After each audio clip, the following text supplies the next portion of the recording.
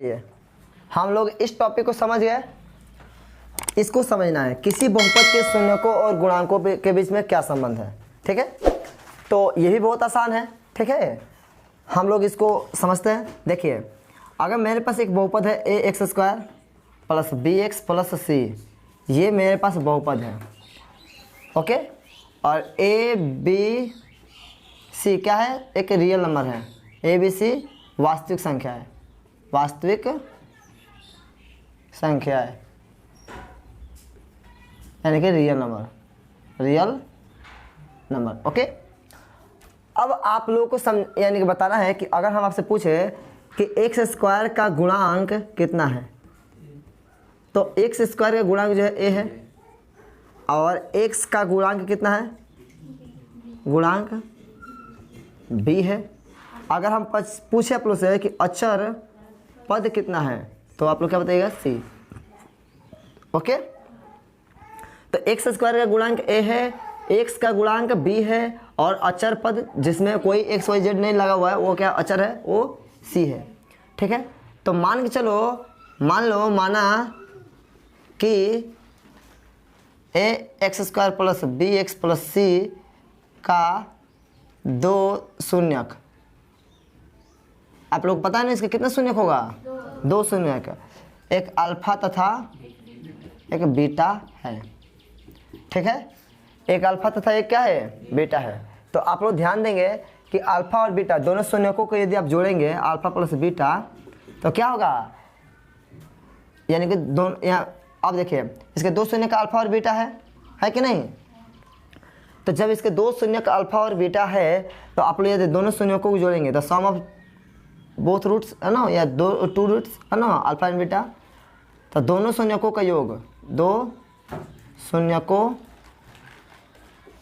का योग बराबर होता है माइनस एक्स का गुणांक, माइनस एक्स का गुणांक अब बटा में एक्स स्क्वायर का गुणांक। ओके, समझ में आ रहा है। तो देख रहे हैं शून्यकों का योग इक्वल टू क्या होता है, शून्यकों का योग इक्वल टू माइनस एक्स का गुणांक बटा में एक्स स्क्वायर का गुणांक। अब चलिए शून्यकों का योग, तो शून्यक है कितना, तो एक अल्फा एक बीटा है। ओके, तो अल्फा और बीटा क्या होगा, माइनस एक्स का गुणांक, तो एक्स के गुणांक कितना है, तो एक्स का गुणांक हमारा बी है, तो बी हो जाएगा। ओके, अब ध्यान दीजिएगा, बी हम प्लस भी हो सकता है, माइनस भी होगा। अगर ये प्लस है तो ठीक है, वैसे लिख दीजिएगा, माइनस रहेगा तो ब्रैकेट करके माइनस देंगे। समझ में आ रहा है ना। तो एक्स के गुणांक के पास जो भी रहेगा, अगर हो सकता है कि एक्स के गुणांक के पास ए हो तो यहाँ पर ए देना पड़ेगा। एक्स के गुणांक के पास कुछ भी हो सकता है, मान चलो यहाँ पर के है तो के देना पड़ेगा, या कोई नंबर रहेगा तो कोई नंबर वहाँ पर देंगे। ठीक है, तो अल्फा प्लस बीटा यानी कि शून्यकों का योग बराबर कितना होता है, माइनस बी बटा में एक्स स्क्वायर गुणन कितना है, ए, तो अल्फा प्लस बीटा बराबर कितना हो गया, माइनस बी बटा में ए, एक फार्मूला बन गया। ठीक है, उसी तरीके से शून्यकों का गुणनफल, शून्यकों का गुणनफल बराबर होता है अचर पद अब बटा में एक्स स्क्वायर का गुणांक। ओके, तो अब यहाँ पर देखिए शून्यकों का गुणनफल, तो शून्यक है कितने, एगो अल्फा एगो बीटा है, और वो सी बटा में ए हो जाएगा। क्लियर, इसको उतारिए लो, इसको नोट कीजिए लो, भारी है।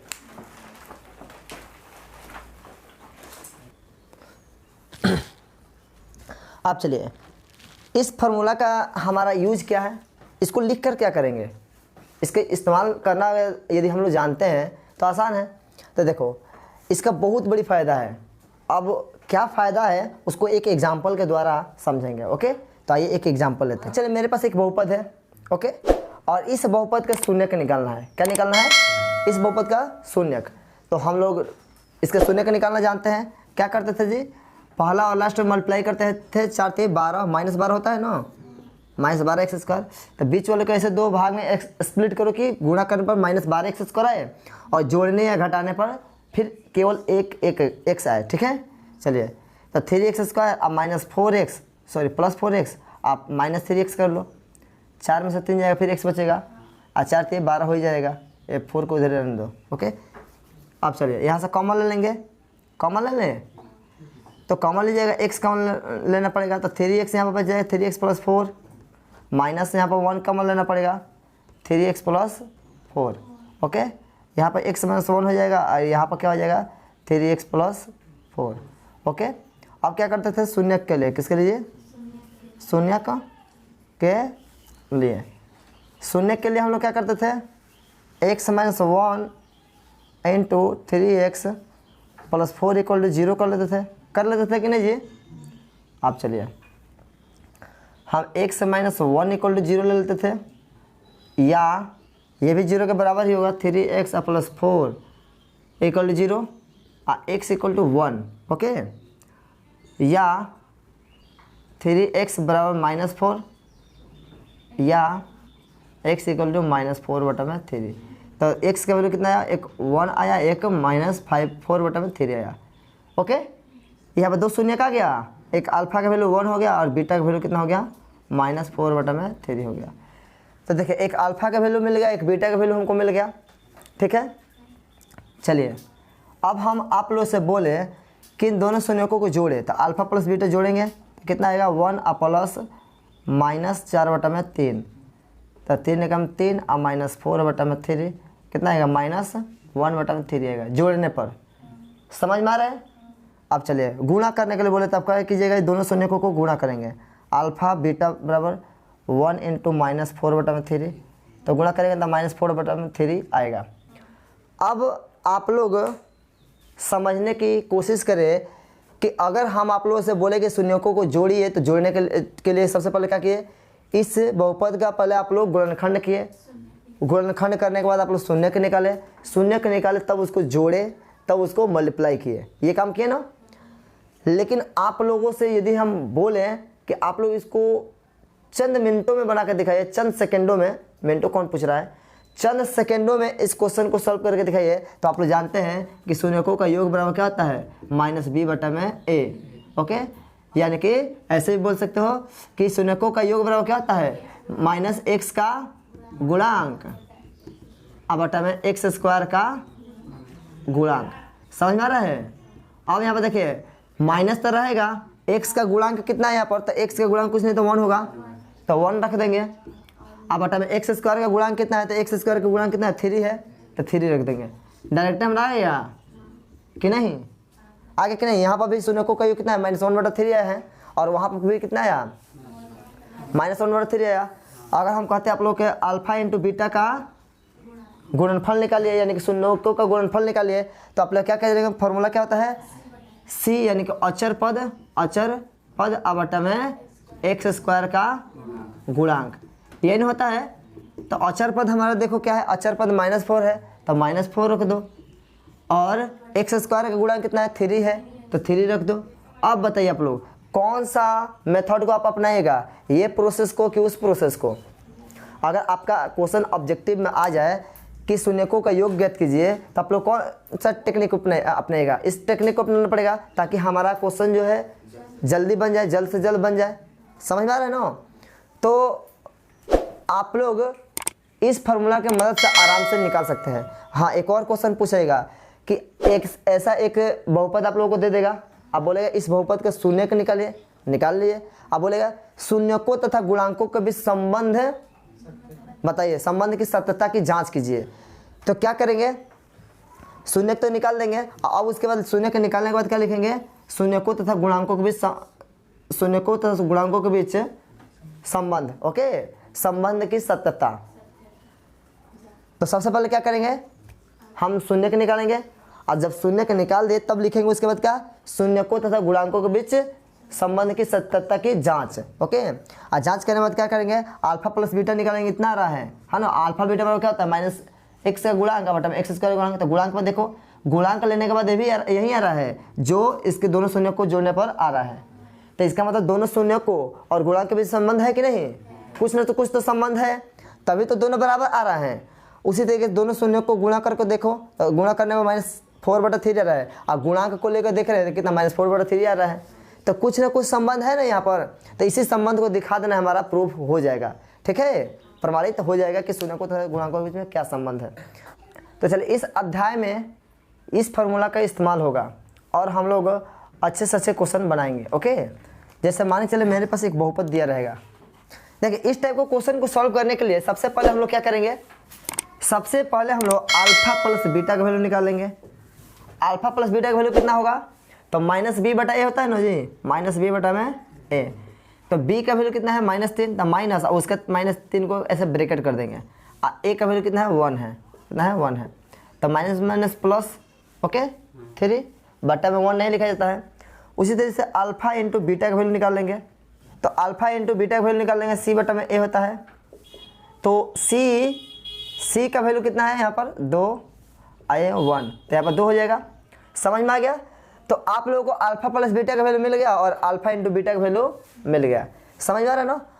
अब क्या करेंगे, इस क्वेश्चन को सॉल्व करना है 1 बटा में अल्फा प्लस 1 बटा में बीटा। तो क्या करेंगे, सबसे पहले इसके एलसीएम लेंगे, तो अल्फा इंटू बीटा हो जाएगा।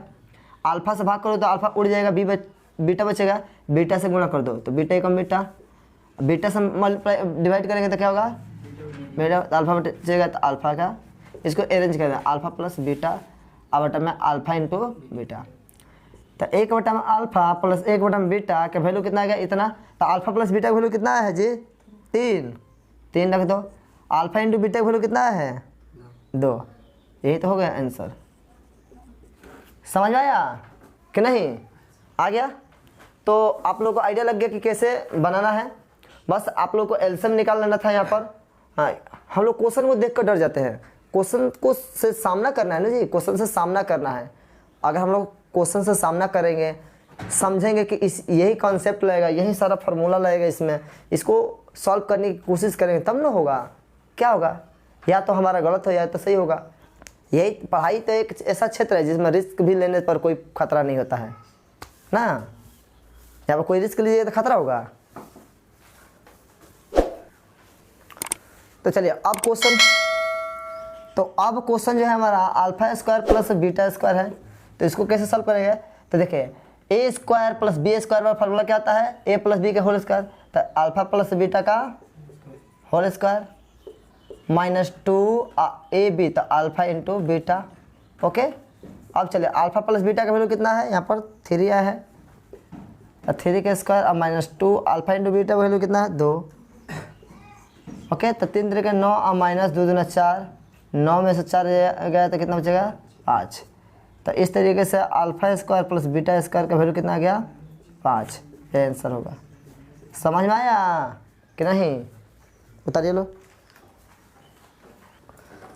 तो इस टाइप के जब भी क्वेश्चन आप लोग से पूछेगा तो आप लोग सिंपल क्या कीजिएगा कि दिए गए बहुपद से अल्फा प्लस बीटा का वैल्यू निकाल लीजिएगा और अल्फा इंटू बीटा का वैल्यू निकाल लीजिएगा। जैसे ही आप लोग को ये तीनों वैल्यू मिल जाएगा, आप लोग दिए हुए क्वेश्चन को आराम से फार्मूला के मदद से बना सकते हैं। ओके, बहुत ही आसान है। बस हम लोग किसी तरीके से फार्मूला का अप्लाई करना सीख जाए तो मेरे लिए सवाल बनाना बहुत आसान हो जाता है। लेकिन यही हम लोग नहीं करते हैं। बहुत बड़ा मूर्खता हम लोग का यही होता है कि हम लोग क्वेश्चन से जूझते नहीं है, क्वेश्चन से लड़ते नहीं है। ओके, अब हम लोग तीसरा क्वेश्चन को सॉल्व कर सकते हैं।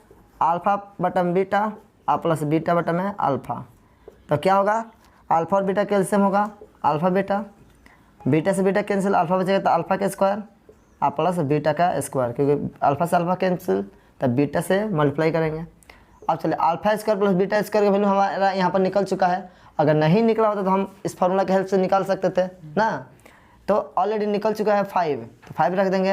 अल्फा इंटू बीटा का वैल्यू कितना है 2, तो 2 रख देंगे। यही हमारा क्या होगा, आंसर होगा। ठीक है, समझ में आ रहा है नहीं, 5/2 सही है। तो केवल और केवल ये फार्मूला आप लोग को याद रहेगा तो आप लोग इस क्वेश्चन को आसानी से सॉल्व कर सकते हैं। तो इस फार्मूला को आप लोग नोट कीजिए, फिर से सारे क्वेश्चन को नोट कर दीजिए। हो सकता है और भी क्वेश्चन आप लोग को दिया जा सके यहाँ पर। चौथा अब 5वां में ऐसे a cube alpha cube plus beta cube, ये भी फार्मूला हो सकता है ना। तो इस फार्मूला को यानी कि ये भी क्वेश्चन हो सकता है। Alpha cube plus beta cube भी हमारा एक क्वेश्चन हो सकता है। तो ऑलरेडी यहाँ पर ए क्यूब प्लस बी क्यूब का फार्मूला लिखा गया है। इसमें अल्फा प्लस बीटा और -3 अल्फा इंटू बीटा है, ये है। इस फॉर्मूला का इस्तेमाल करके हम लोग इस क्वेश्चन को आराम से सॉल्व कर सकते हैं। समझ में आ रहा है ना। बस आप लोग किसी तरीके से कैलकुलेशन करना सीख जाइए, गुणा भाग करना सीख जाइए, आपके लिए मैथ बहुत आसान हो जाएगा। उसी तरीके से आप लोग क्वेश्चन नंबर 4 को बना सकते हैं। 1/α² प्लस 1/β²। क्या कीजिएगा, α² β² का एलसीएम कितना होगा, α² × β²। क्लियर। अब आप इसे क्लियर कीजिए तो β² होगा, इससे भाग कीजिएगा तो α² होगा। अब आप लोग ध्यान दीजिए कि यानी कि α² प्लस β² का वैल्यू आप लोग ऑलरेडी निकाल चुके हैं। कितना आया है, α² प्लस β² का वैल्यू 5 आया है।